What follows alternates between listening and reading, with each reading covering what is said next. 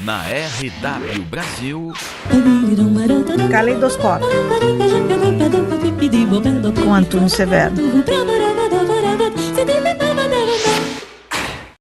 Olá, amigos, estamos iniciando mais uma edição do nosso Caleidoscópio. Já está aí o professor Antônio Severo do outro lado. Professor, então, tudo bem? Tudo bem, depois desse pequeno sufoco aí de lidar com a tecnologia, né? A gratificação, sabe qual é, professor? É que todo esse esforço que a gente está fazendo, a gente divide com quem está nos ouvindo, quem está nos assistindo. Pois é, rapaz, é um tudo, aprendizado então coletivo, é? Isso tudo é dividido aqui, sem problema nenhum. O pessoal fica nos bastidores aqui. Tá bom, dos bastidores.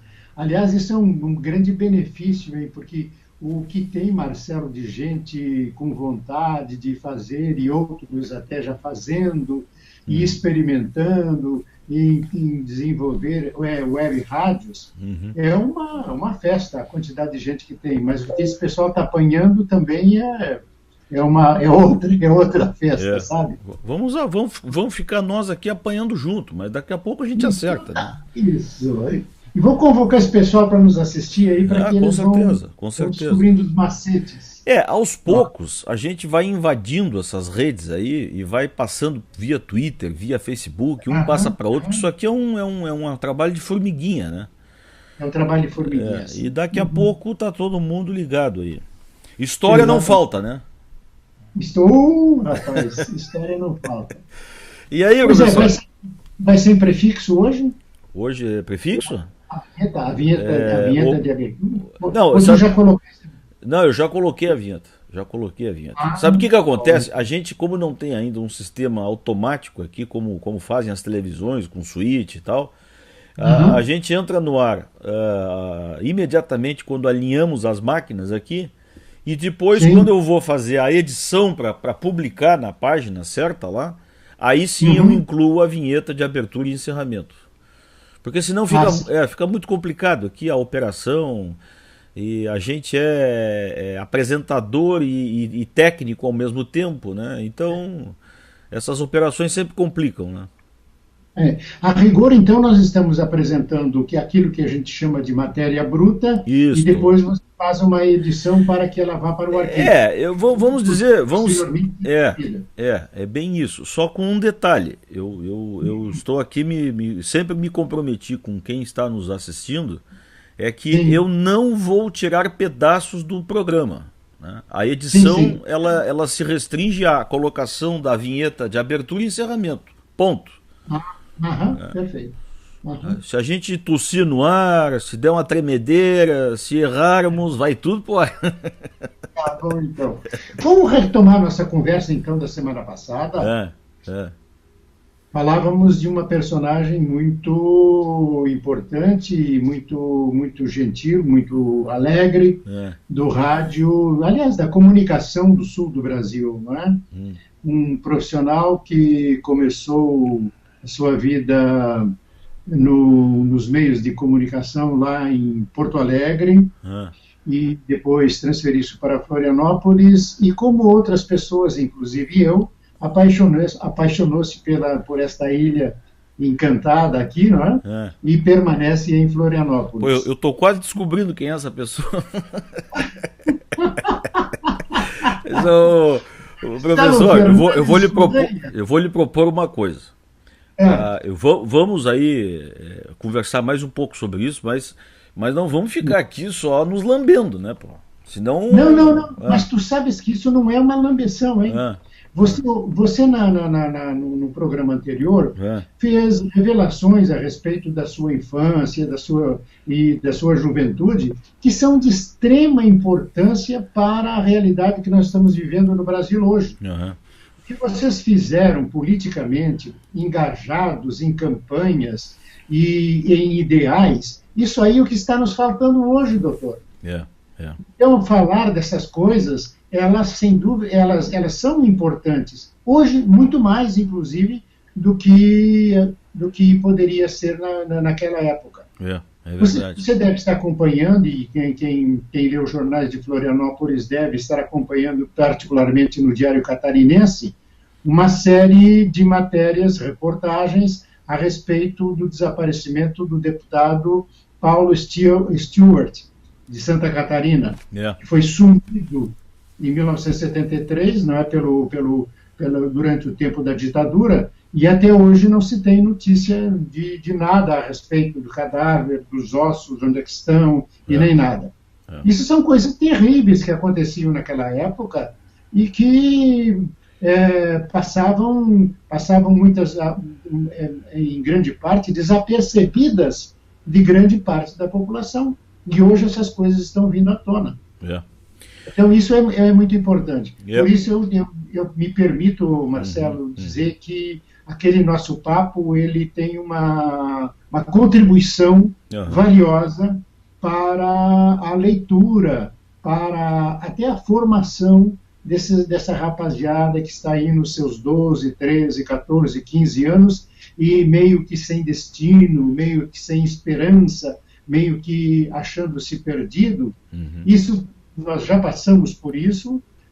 Cada um de nós pegou o seu trem, você pegou esse seu trem, eu peguei o meu trem, no meu tempo também de jovem, e foram esses caminhos por esses trens que nos deram a base, o fundamento, a experiência para ser o que nós somos hoje. Trabalhando voluntariamente, criando um veículo de comunicação, investindo recursos próprios pelo prazer de trazer coisas da cultura para as pessoas que nos acompanham. É isso. É verdade. O professor... Depois dessa argumentação, eu posso continuar então? Não, total. Não precisava nem argumentar, mas é que sabe como é que é, né? A gente... o jornalista, tu sabes melhor do que eu disso, o jornalista sempre foi instigado a não falar dele. Jornalista nunca é notícia, ele traz a notícia, né? Quanto menos aparecer, melhor. Dia desses, uma colega nossa foi muito criticada, porque colocaram no ar uma matéria dela, assim, muito entusiasmada, muito fora de si, até porque estava vendo a neve, né? Pela primeira vez e tal. Ficou encantada. Ficou encantada, e aquele deslumbramento todo, né? E as pessoas ficaram vendo aquilo, né, como um fato dela, né? Quer dizer, um sentimento, uma emoção dela, mas pouco ela falou da neve em si, né? Quanto nevou, onde nevou, como nevou, né? Então, às vezes o jornalista tem que ter esse recato, né? Esse recato, sim. Agora, ela não deve ser crucificada, porque acima de ser jornalista, nós somos pessoas. E as pessoas têm sentimentos, as pessoas têm a sua vibração. E ela se perdeu, mas isso foi isso faz parte, né? De percurso, faz parte. Eu me lembrei agora de um fato muito engraçado. Essas coisas acontecem aos quilos, né? E geram até livros, né? Mas certa vez um colega produtor estava na central técnica de uma televisão, e depois, se eu conversar com ele me permitir, eu conto essa história de novo, dando nomes aqui. Mas a morte do Pedro Ivo, né? Da qual nós partilhamos num momento, né, muito juntos, né, Severo? Tu como secretário. Aliás, nós nos conhecemos ali naquele trabalho, né? Mas das tragédias sempre tem as coisas engraçadas, né? E vice-versa, né? Mas aí essa colega fazendo um ao vivo, né? E os ao vivos sempre são a casa do Satanás, né? Como diz o Marcelo Taz, né? Então ela fazia ao vivo, né? Do enterro do Pedro Ivo e tal, né? E havia um flash, né? Aquilo era um flash no meio da programação, né? E ela tinha que ser rápida, né? E aí entra esse produtor pela linha de serviço, né? E diz assim para ela: encerra e lamenta e encerra logo, né? E aí ela olhou para a câmera, né? Seguiu a orientação do produtor e do diretor, e aí disse assim: então neste momento nós estamos encerrando esta lamentável entrevista. Ele disse lamenta e encerra, né? Lamenta e encerra. encerra, que coisa. Estamos encerrando essa lamentável transmissão. Então, tá parecendo aquela publicidade da Ipiranga, que um colega diz para o outro assim, vai lá e elogia o chefe. Isso mesmo. Chefe, você está bonito hoje. E o cara meio que gostou até, né? Não. Mas aí, Marcelo Fernandes, você é um embrulhão. Então eu tenho que me precaver aqui. Você veio para Florianópolis com a primeira equipe do Diário Catarinense. Isso? 1985. 1985. O diário, na verdade, seria lançado no ano seguinte, né? Exatamente. Em 98. Em 86, 5 de maio de 1986. Eu estou fazendo uma bruta confusão. O Diário Catarinense foi para a rua em 86, no dia 5 de maio. Certo. Eu trabalhava nessa época no jornal O Estado, eu era diretor comercial e acompanhei aquela fase preliminar de implantação do Diário Catarinense e depois a performance desenvolvida pelo jornal e tudo mais.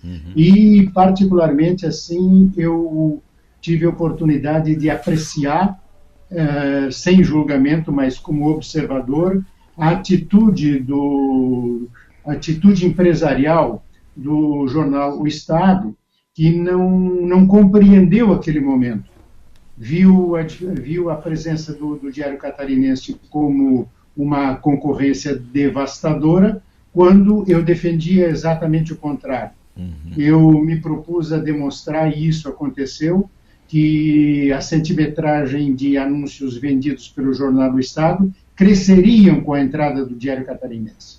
E isso aconteceu. Só que o jornal O Estado não teve o pulso, o entendimento de que isso era uma coisa boa. E se deixou envolver pelo estresse, pelo desencanto, pela concorrência, como se fosse uma coisa destruidora. E a concorrência em si, ela não é uma coisa destruidora, pelo contrário. Claro que não. Ela aquece, né? Ela aquece o meio, né? E você, naquela equipe, desenvolveu um papel importante porque você foi o diagramador da primeira forma do Diário Catarinense em Santa Catarina, não? Eu vim em 85, como eu te disse, um ano antes, e o jornal ficou circulando. Ficou sendo produzido né? Durante um ano internamente, né? A gente fazia todo o processo jornalístico, redacional, industrial. O jornal era reportado, era diagramado, era montado, impresso e aí não distribuía. Distribuído. Em alguns momentos. Em alguns momentos ele chegou a ser até distribuído para se testar a distribuição do jornal. Né? Exatamente. Esse foi um momento interessante também do jornal. A própria distribuição testou. Né? Essa é uma grande lição que a RBS trouxe, que ela já havia experimentado na televisão, não é? Porque então a RBS já administrava pelo menos umas 10 emissoras no Rio Grande do Sul, além da parte de rádio, com toda aquela tradição da Rádio Gaúcha.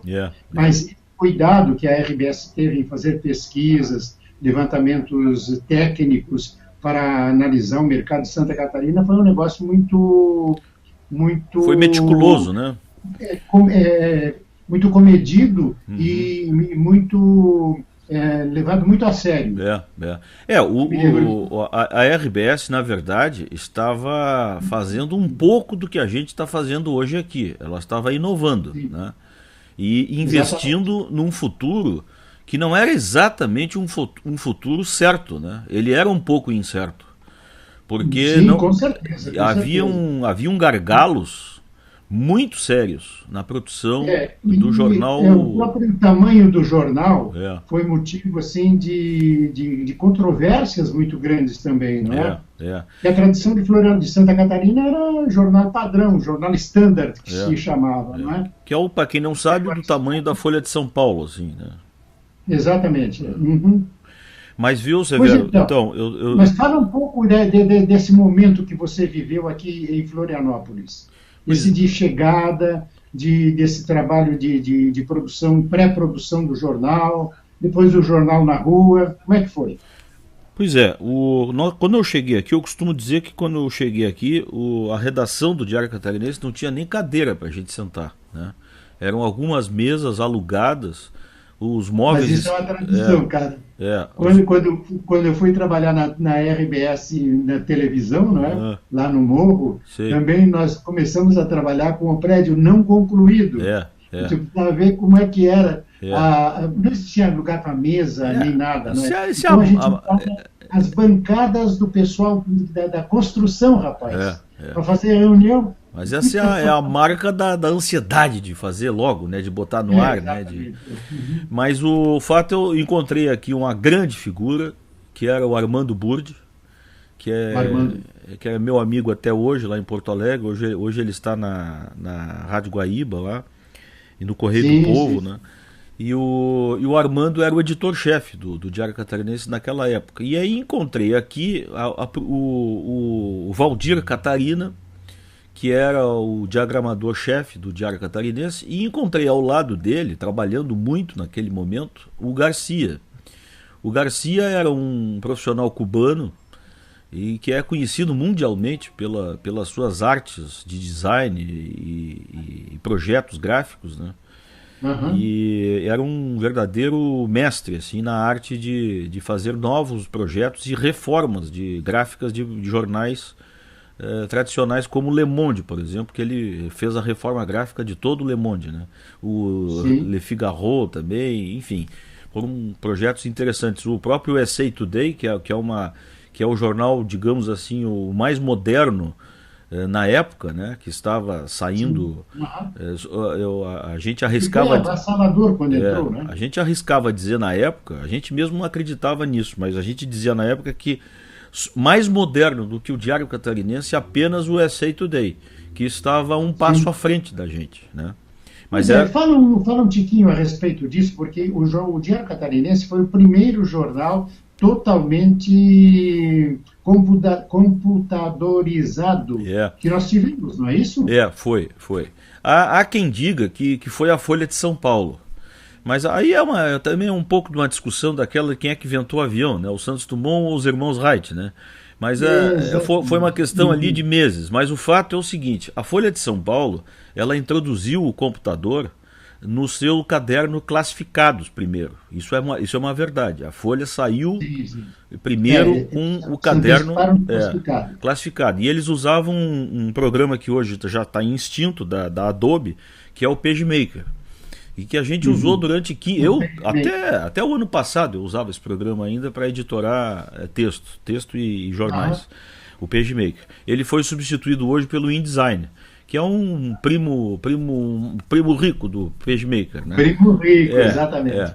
Mas na época a Folha havia se lançado com o PageMaker fazendo o caderno de classificados apenas, né? E o Diário Catarinense, meses depois, lançava então a ideia de fazer um jornal completamente computadorizado, ou seja, todo ele, a parte de redação inteira no computador, no terminal de computador. Não tinha máquina de escrever. Não tinha. O Diário nunca teve máquina de escrever, porque começou do zero, né? Então o Diário Catarinense nunca teve máquina. Para não dizer que eu estou dizendo totalmente a verdade, eu minto quando digo que o Diário nunca teve máquina de escrever. Por quê? Porque alguns de nós outras, que eram Mas começar agora. Isso são as histórias, né? Eu não sei se eu conto aqui quem foi que fazia isso. Sim, será que eu conto? Vou contar. Ele é um grande amigo e vai entender que eu não estou fazendo isso aqui para diminuir alguém. Mas o nosso intrépido Luiz Carlos Prates, ele era um colunista do Diário Catarinense, acho que todo mundo lembra disso ainda, né? E o Prates estava lá nos pilotos do Diário, né? E o Prates vinha, como todos os grandes jornalistas de redações antigas, redações de então, né, da máquina de escrever, da Boa Remington, da Royal, né, enfim. E aí sentou-se o Prats na mesa dele para escrever a coluna dele e encontrou um teclado e um terminal, né, uma caixa branca com a tela preta, com letras verdes, né, e um teclado enorme, né, da IBM. E não tinha carro, não tinha lauda, não tinha carro para puxar, né, a máquina de escrever. E o Prats começou a achar aquilo muito estranho, né, porque ele é acostumado, como todos, a bater na máquina, né, e e puxava aquele, né, e não tinha o que puxar, né, porque aquilo escrevia, né. Bom, o Prats... E não tinha o Plin também. E nem o Plin, né. O Prats começou a adotar uma forma, digamos assim, um pouco civilizada para se relacionar com os terminais. O Prats, ele digitava, e lá pelas tantas, quando imaginariamente o carro chegava no fim da lauda, ele dava um tapa do lado do monitor. E de tantos tapas por dia, tu imagina isso, né? O monitor do Prats tinha que ser trocado uma vez por semana. Trocou o computador. Não era o computador, porque o computador ficava lá numa CPU. A gente tinha apenas o monitor. Né? Só o terminal. Era o terminal, né? Mas tinha que trocar aquele terminal, né? Porque não funcionava. Ele começava a dar tilt, apagava a luz, por causa dos tapas do Prats, né? Aí os americanos acharam que aquele custo-benefício estava meio esquisito, né? Tinha que trocar toda hora, não tinha tanto terminal assim, né? E aí então os caras se entregaram ao Prats. Aí então o Armando Burdi resolveu então deixar o Prats escrever a coluna dele na máquina de escrever, com lauda, e ele passava as laudas do Prats para uma digitadora que foi contratada. Olha aí, né? Rapaz, olha aí. E aí tinha 4, 5 digitadores o Diário Catarinense no início das suas operações. Por quê? Não só para quebrar esse galho de jornalistas mais antigos como o Prats, e como, olha, não tinha só gente antiga, não, viu, cara? Tinha gente bem nova que que resistia. Conhecia, né? Marcelo, ninguém conhecia. Mas também tinha aqueles famosos artigos, né, que os professores, os políticos, as pessoas aí que são colaboradores de jornais, que mandam artigos para os jornais, né? E como exato, como naquela época o computador ainda não era uma coisa disseminada, popular, as pessoas ainda mandavam os artigos escritos em papel, datilografados, em máquina de escrever e tal. Então, esses papéis que chegavam na redação do diário tinham que ser digitalizados, né? Ou digitados, né? Por esses digitadores, que eram normalmente estudantes de jornalismo, né? E que eram estagiários. Esse negócio digitalizado que tu falaste agora, eu escorreguei um dia desse também e publiquei, rapaz. E aí era para dizer que o texto tinha sido digitado por fulano de tal, e eu disse digitalizado, né? São coisas aí é outra coisa. É verdade. O digitar você precisa só dos dedos, né? Digitalizar precisa do scanner, né? Precisa do scanner, exatamente. Precisa de recursos aí tecnológicos. Mas então... essa fase, tinha muita brincadeira em cima disso, Marcelo? Tu imagina, né, cara? Isso aí era um circo, né? A gente ficava doido e lá pelas tantas começava a rir da própria tragédia, né? Porque, por exemplo, nós tínhamos, por isso que eu te digo, te disse no início, eram desafios que eram quase intransponíveis. Foram criadas tecnologias ao longo das dificuldades. Eu vou te dar um exemplo, que pouca gente sabe disso. A gente hoje conhece, é muito corriqueiro a gente falar do no-break, né? Exatamente. O no-break, para quem não sabe, é um aparelho parecido com esses estabilizadores que a gente tem em casa, só que eles são... um estabilizador com bateria.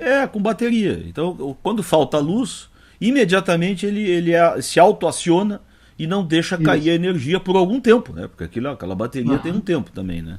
Bom, o no-break Antunes Severo, saiba disso. Eu sempre ressalto isso porque essas coisas a gente não dá valor, né?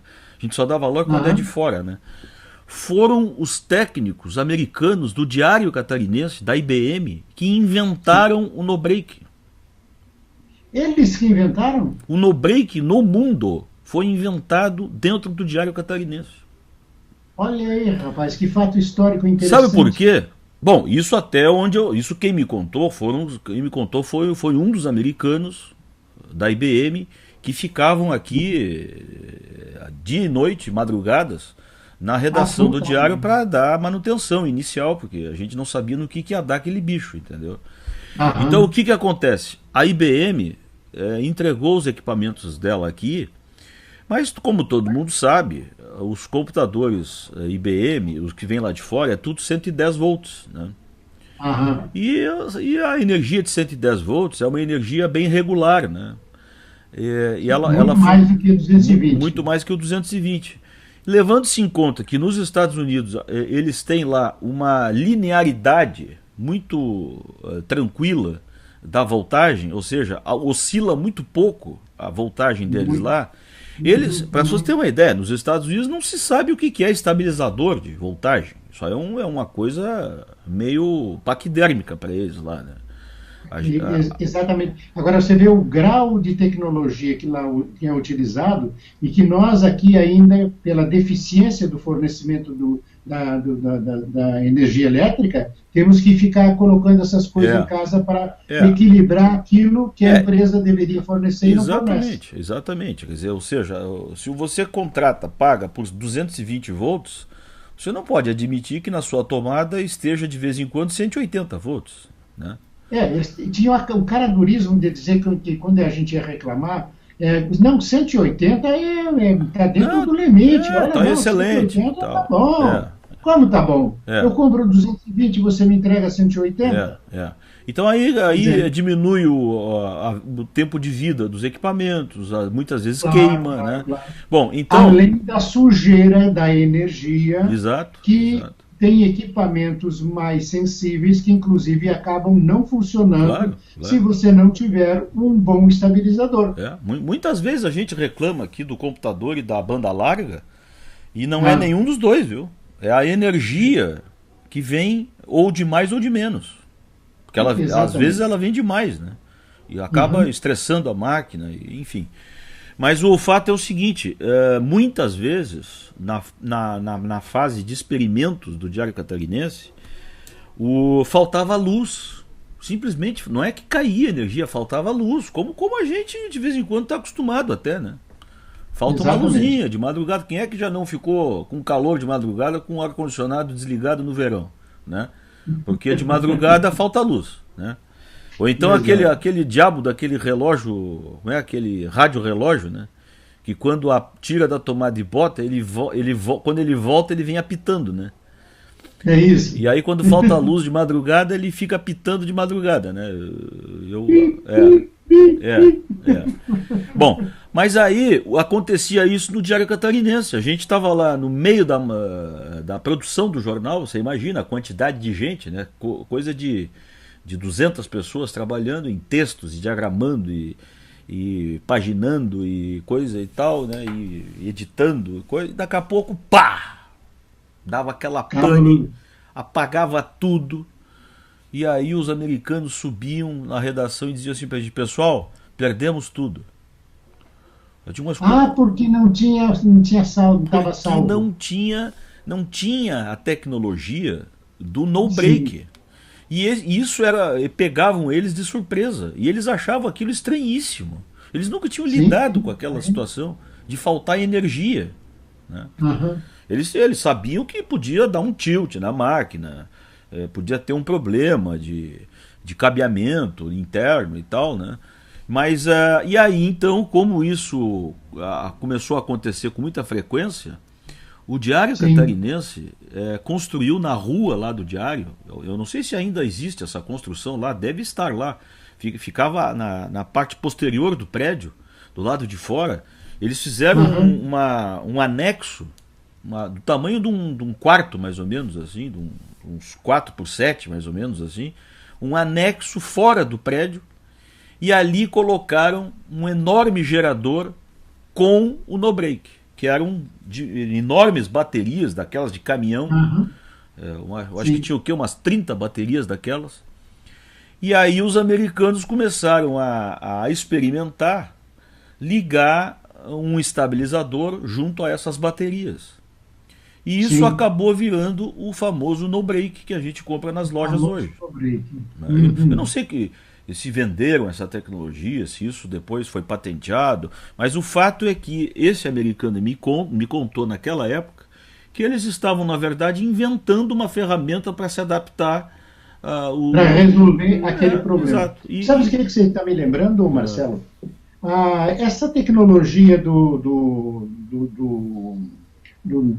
a ligação paga, como é que se diz?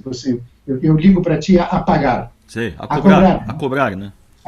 A cobrar, fala, né? Isso. Faz tanto tempo que a cobrar. Pois é, essa tecnologia foi desenvolvida aqui em Florianópolis também. Sim. Sim. O 9, o dígito 9. Discava, na época, digitava o 9 e depois o número da área e depois o número do telefone. Sim. Eu caí duro, rapaz, quando eu fui descobrir isso.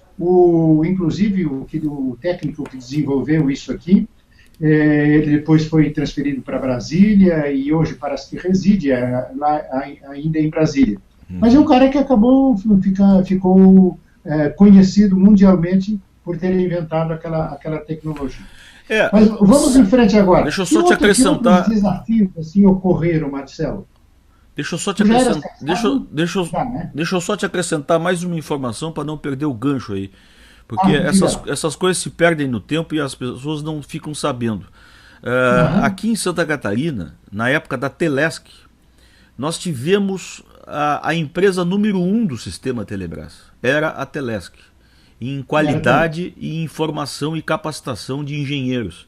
E aqui em Santa Catarina também foi criado, Severo, o cartão de telefone. Você sabia disso? Não. Aquele telefone público que a gente usa até hoje, usando aquele cartão, não a ficha não, mas eu digo o cartão telefônico, que o sujeito enfia do telefone público ali. Aquilo foi uma invenção catarinense dentro da Telesc. Deixa eu te dizer uma coisa, para complementar isso aí. Na época, era diretor da empresa de telefones, que ela foi comprada, era uma empresa privada, né? Foi comprada pelo Estado, e quando foi comprada houve muito nhenhenhen, assim, como estão comprando uma porção de lixo, um negócio ultrapassado, não sei o que tem, e o diretor era o professor Alcides Abreu, que você deve conhecer. Com certeza. Personalidade magnífica, um gênio figura, né? Mal reconhecido. Aliás, como grande maioria dos gênios, na sua época, eles não são reconhecidos suficientemente. Mas o professor Alcides Abreu, quando começaram a falar aquilo, e a imprensa em cima e tudo mais, e criticando o governo, ele disse uma coisa que ficou histórica. Assim, vocês marquem que nós vamos ter a empresa de telefones mais moderna do Brasil. Olha aí, só, hein? Risada em cima de risada. O meio tá louco, tá dançando na maionese, não sei o que tem. Mas qual era a tese dele?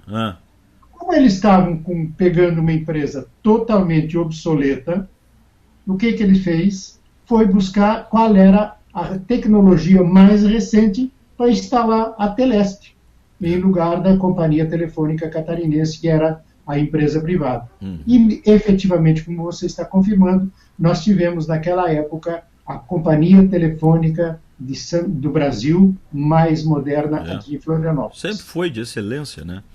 Muita gente saiu daqui para trabalhar em outros lugares que precisava de suporte, enfim.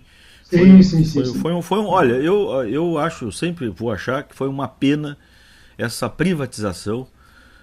Não a quebra do monopólio, eu acho que podia existir outras empresas, mas a venda pura e simples das telefônicas estatais, transformando-as em privadas, extinguindo Exatamente. o sistema, eu achei, sempre vou achar isso uma coisa errada, porque na verdade se trocou um monopólio estatal pelo privado, né? Hoje nós estamos vendo aí o que está acontecendo. O privado muito mais nocivo do que o estatal. Aliás, pode dizer. Pouca gente se dá conta disso, né?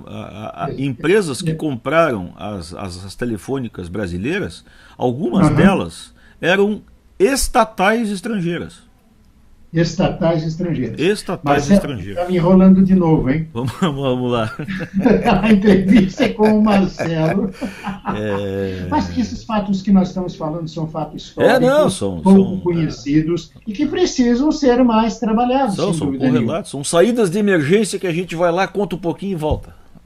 Tá bom. Então me diz uma coisa, como é que tu saíste da RBS e foi direto para trabalhar no governo do Pedro Ivo? Como é que foi? Não.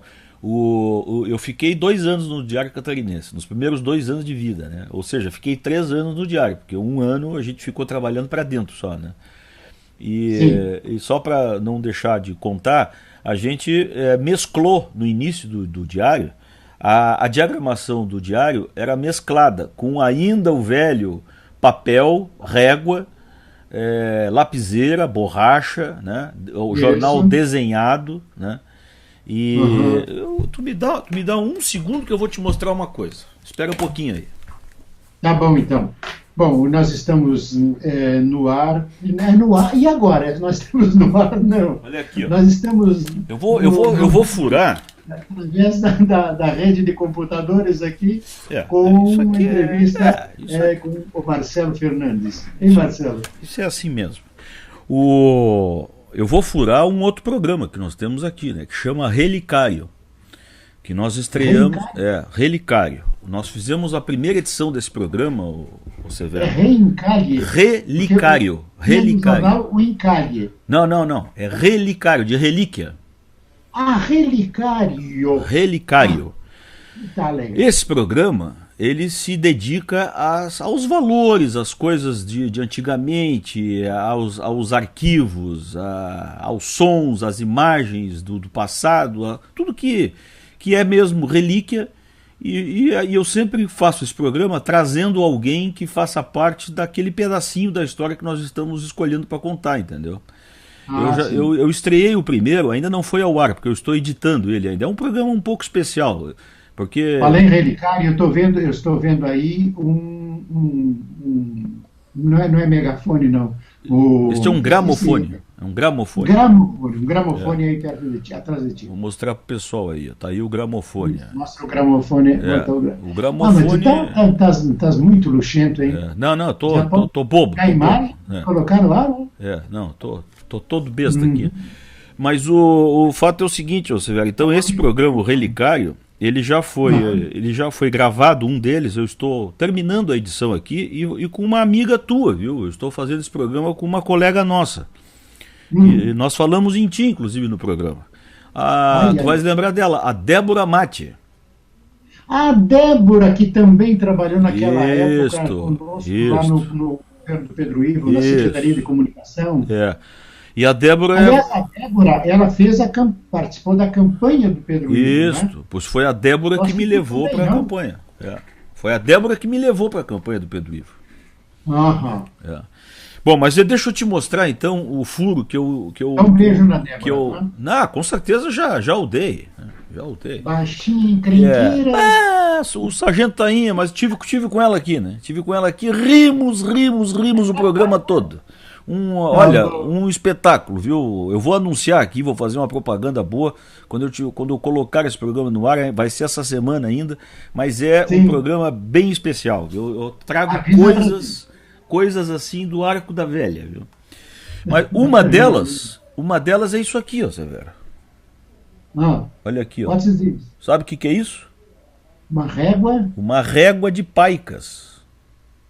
Uma régua de paicas para medir coisa de jornal. Olha aqui, ó. Isso é o símbolo da RBS, ó. Sim. Esta era a régua que nós diagramávamos o Diário Catarinense no seu primeiro ano. Aqui, ó. Agora fala um pouquinho de Paica em relação a metro. A Paica, quase hoje não se usa mais a Paica, né? A Paica é uma medida americana e inglesa, né? Na época em que se diagramavam livros e revistas, né? Com caneta.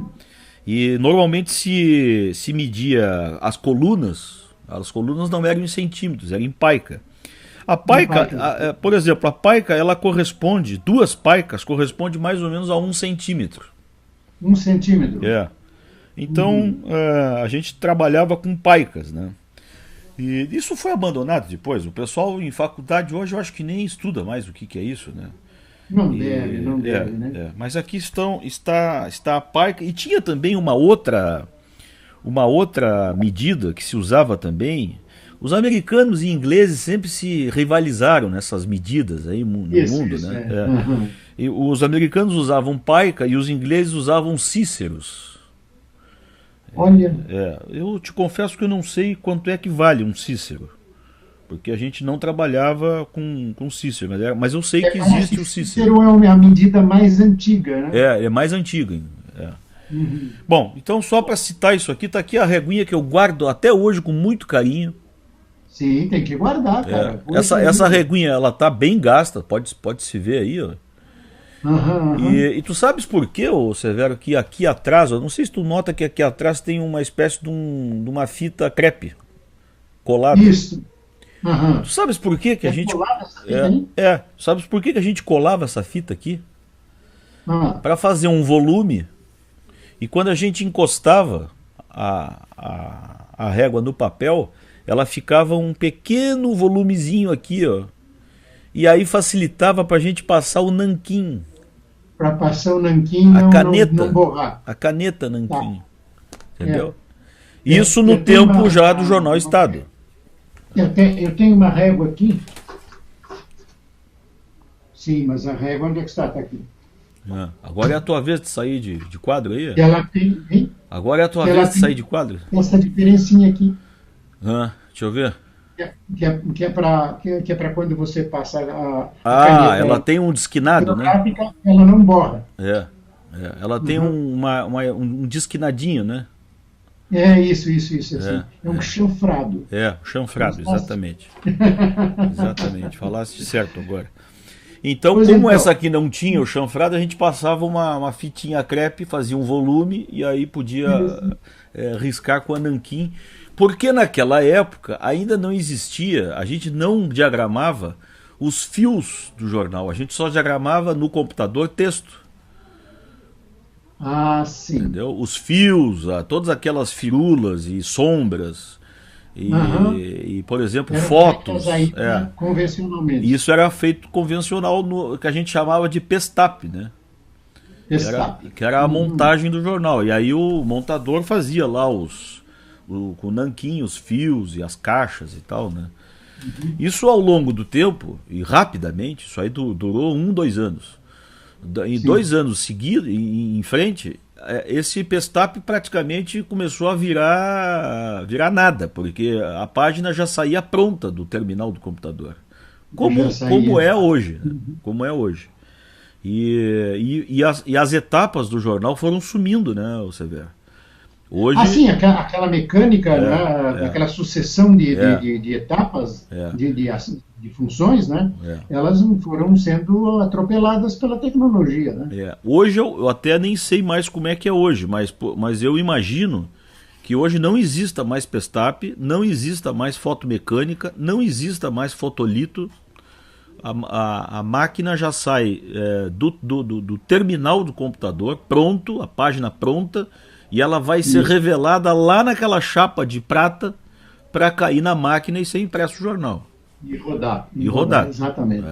Para quem não sabe, o jornal é feito numa chapa de prata, ela vira relevo, aí a tinta passa por ali e imprime o papel como o Gutenberg fazia no tempo dele. Alguns aninhos atrás, né? Mas então, a história... A tecnologia tomou conta do Diário Catarinense, eu digo agora nesse período aí ainda do século passado, não é? Mas eu te perguntei, do Diário Catarinense tu foste para onde? Eu fui para o Jornal Estado. Para o Jornal do Estado. Jornal Estado. Mas o Jornal do Estado foi para que área? Eu fui exatamente para a área gráfica. Aquela também. revolução que o Diário fez, com páginas coloridas e a diagramação muito, muito ousada, né? Muito dinâmica e tal. Toda essa engenharia nova do Diário, o Dr. Comelli tentou acompanhar de alguma forma. Os empresários em jornal naquela época ficaram um pouco tontos nos primeiros anos, porque não sabiam o que estava acontecendo com aquele mercado, né? Foi realmente uma coisa muito agressiva, né, do ponto de vista mercadológico. O Jornal do Estado nessa época, Marcelo, o Jornal do Estado nessa época, ele já trabalhava com uma impressora a 4 cores, não? Já, mas o jornal não tinha cor. Era uma coisa interessante. Os jornais que o Jornal Estado imprimia para terceiros, como a gente dizia, né? Estão me dando uma chamadinha aqui, tu segura por gentileza? Deixa comigo que eu vou contando as coisas. O que nós vamos fazer na semana que vem? Isso. Pô, eu nem sei o que nós vamos fazer na semana que vem. A pauta é do professor, né? Ele que diz aqui o que fazer, né? Mas o fato, eu vou contando aqui, depois o Severo pega aí mas antes de contar, mas olha aqui aquele rádio lá que nós estamos mostrando. Eu vou abrir aqui, eu vou passar a câmera para o outro lado aqui, ó. Mas olha o rádio do professor Antônio Severo, aquilo é um radiogravador.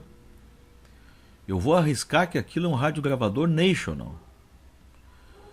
Mas olha só, sabe que eu adoro essas coisas antigas, né? Professor Antônio Severo, eu tenho certeza que aquilo está funcionando. Pelo menos o rádio. Ele deve ouvir a Guarujá e a CBN Diário naquele rádio ali. Tenho certeza. Olha, melhor do que aquele rádio ali, só um Transglobe. Daqueles antigões que eu ando atrás, que nem um doido aí. Eu comecei a trabalhar nos Transglobe, né, da Philco. Era uma delícia aqueles rádios, radiões grandes, pegava onda curta, onda média, onda tropical, o FM que estava começando. Depois foram inventando outras coisas, né? Mas hoje em dia o AM está aí na bola 7, né? Mas eram rádios daquele tamanho ali, ó. Aquilo ali é uma coisa moderna já em relação ao Transglobe, né? Mas está aí um exemplar de um dos grandes rádios, rádio estéreo aquele ali, ó. Tá certo? Muito bem.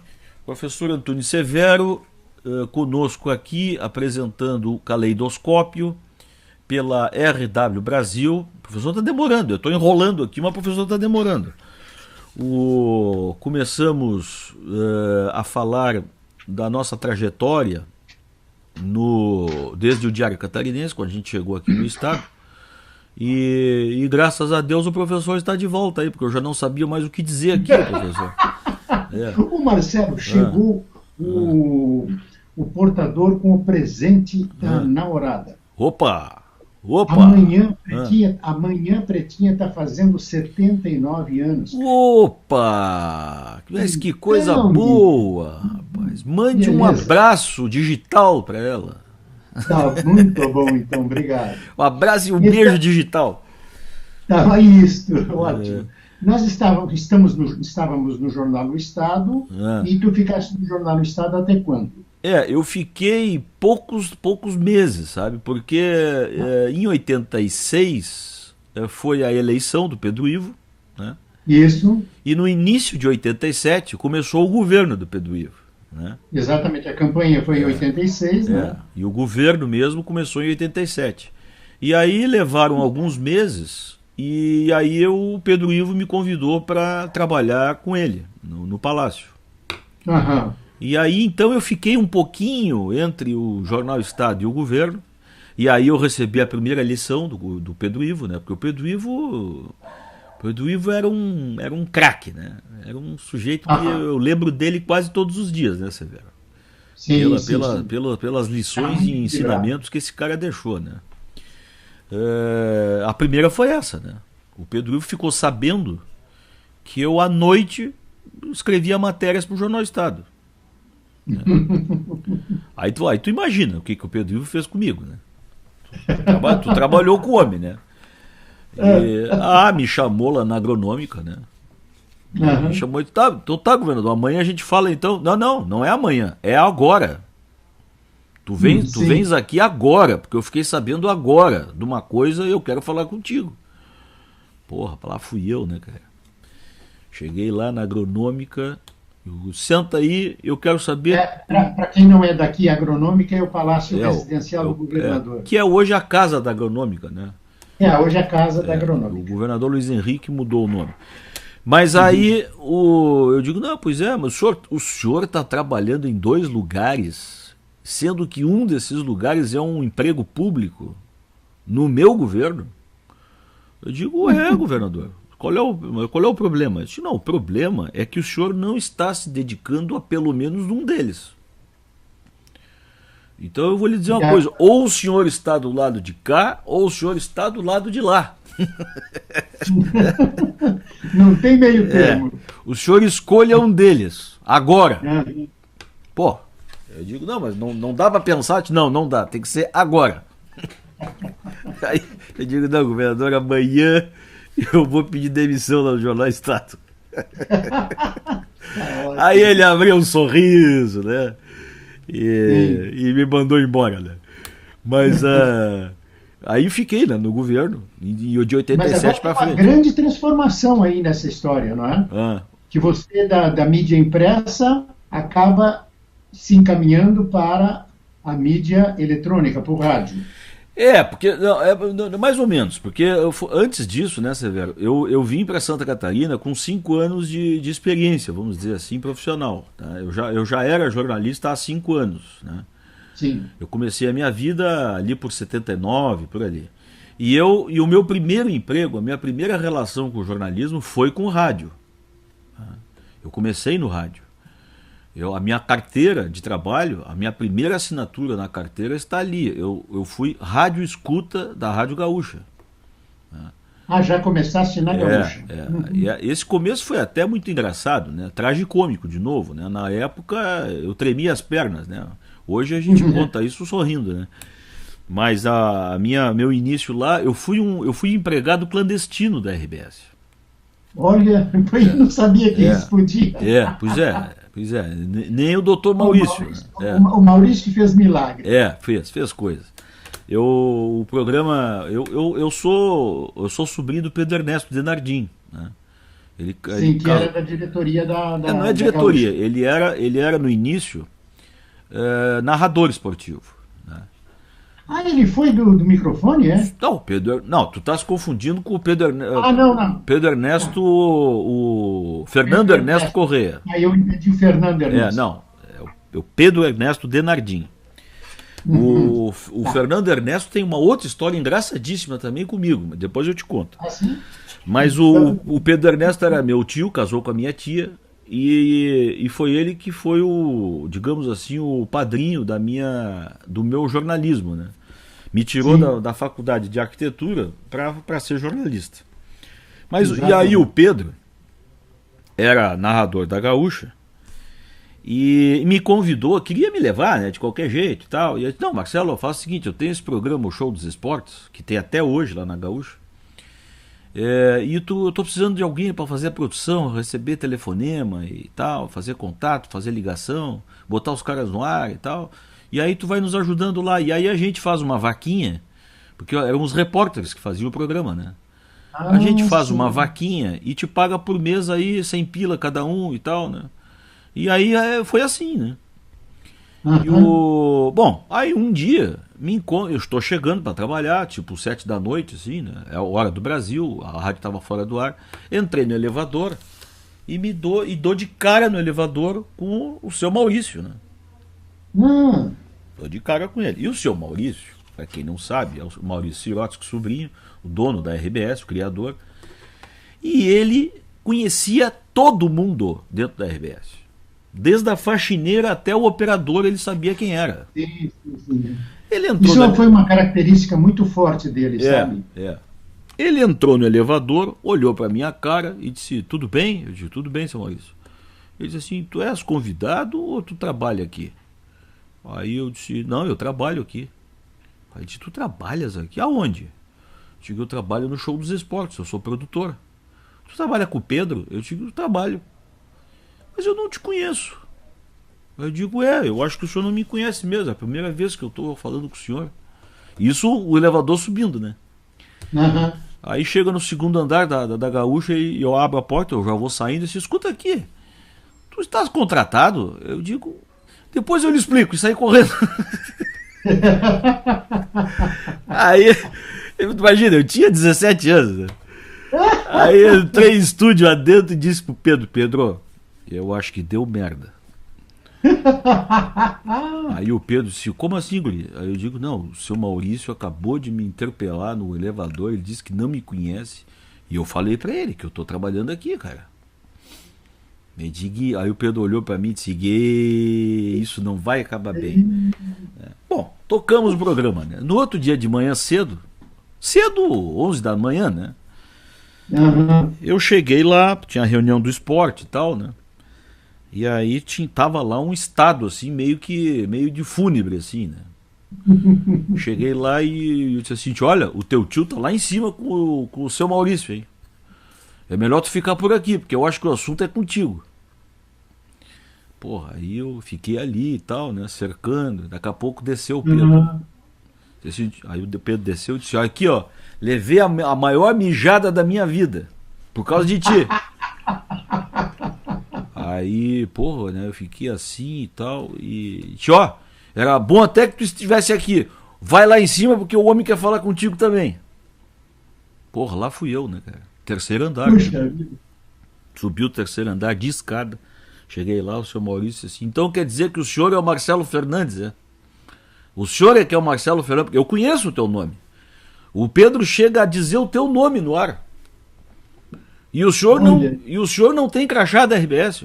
O senhor não é empregado? Eu digo, não sou. Pois então, a partir de amanhã, o senhor, por favor, o senhor passe no departamento pessoal e o senhor se regularize. Olha, poxa vida.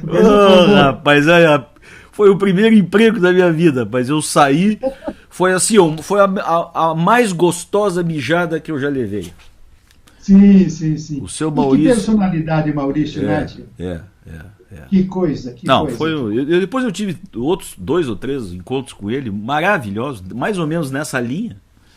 Sim. E que eu tenho isso como uma das... tu não te esquece do Fernando Ernesto, hein? Pois é, mas tu quer que eu te conte essa história do Fernando Ernesto? Sim, eu não conheço, mas deve ser interessante. Ela é interessantíssima, mas ela é um pouco, digamos assim... não é constrangedora, não, eu vou contar. O negócio é o seguinte, o Fernando Ernesto, o nome do Fernando Ernesto é Fernando Ernesto Correia. Pois é, tu é Correia também. Começa aí o problema. Ah. O problema começa aí. Eu, quando comecei do Show dos Esportes, antes dessa conversa aí com o Maurício Sirotsky, tinha um sujeito chamado Adão Oliveira, que é um baita de um jornalista, que hoje trabalha lá em Brasília, que era coordenador de esporte da Rádio Gaúcha. Bom, eu comecei na mão dele ali, né? E aí o Pedro começou a dizer que o Marcelo Correia, eu era o Marcelo Correia, né? O meu nome é Marcelo Fernandes Correia. E o Marcelo Correia, e daqui a pouco o Adão Oliveira me chama para um canto e disse, Marcelo, eu tenho que falar um negócio contigo.